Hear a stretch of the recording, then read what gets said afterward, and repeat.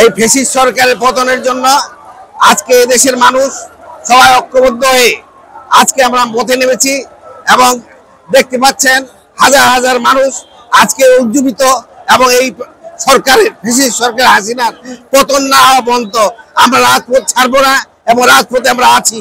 এই হাসিনা সরকার যে পর্যন্ত পদত্যাগ না করবে সেই পর্যন্ত এদেশের মানুষ, এদেশের চিকিৎসক, এদেশের পেশাজীবীরা রাজপথে থেকে তাকে উৎখাত করে এদেশের গণতন্ত্র ফিরিয়ে আনবে এবং এদেশের মানুষের ভোটাধিকার ফিরিয়ে আনবে।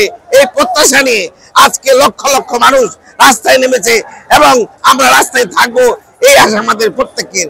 এই আশা রেখেই আপনাকে আমি বলতে চাই, এদেশের মানুষ আর বসে নাই। এই স্বৈরাচার সরকারকে যে কোনো ভাবে হোক এই সরকারকে সরাতে হবে, এছাড়া এই দেশের মানুষ শান্তি পাবে না।